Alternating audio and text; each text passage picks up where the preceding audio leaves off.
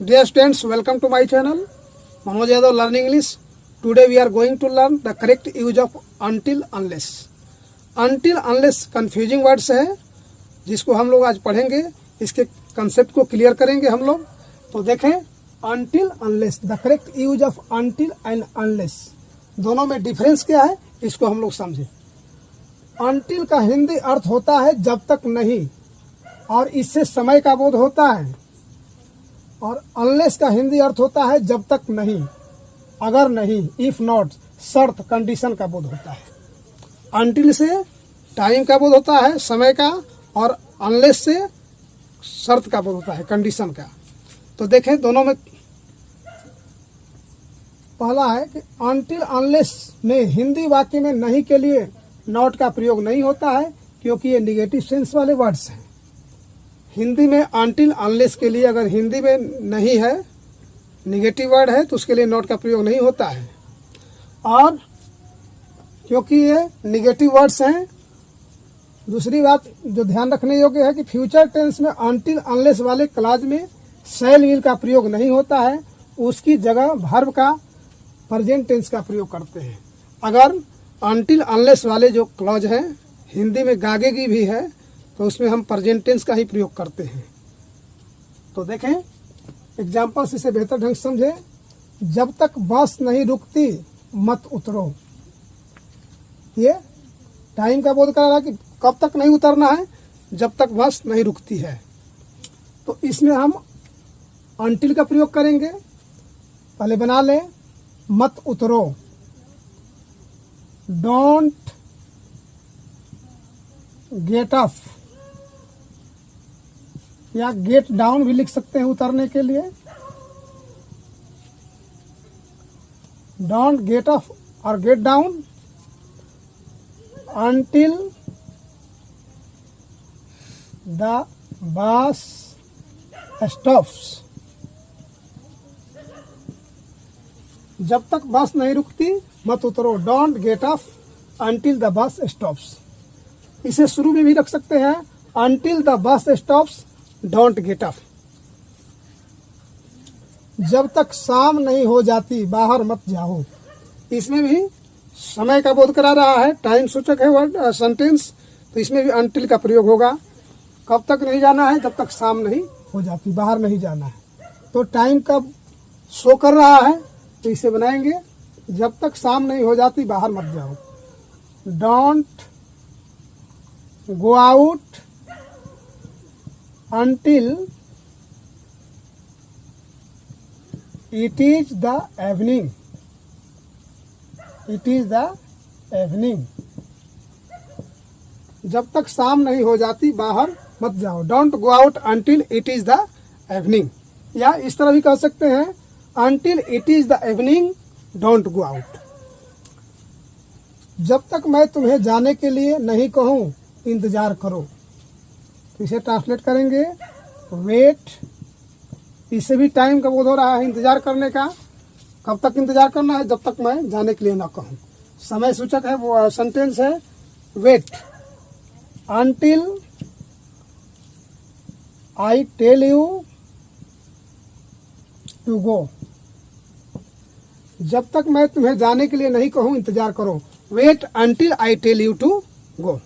Next sentence है, अब जब तक हम लोग बस नहीं पकड़ेंगे समय पर घर नहीं पहुंच सकते। इसमें शर्त का बोध हो रहा है, हम लोग घर नहीं पहुंचेंगे जब तक कि हम लोग बस नहीं पकड़ेंगे। इसमें अनटिल का प्रयोग न करके अनलेस का प्रयोग होगा। जैसे अनलेस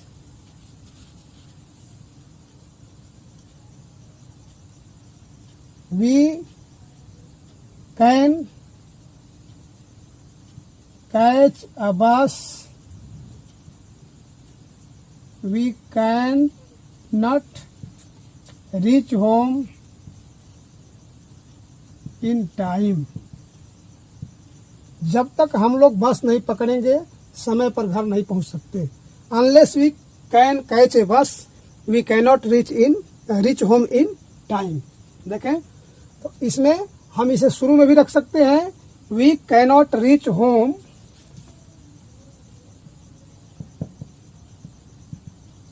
होम छूट गया था।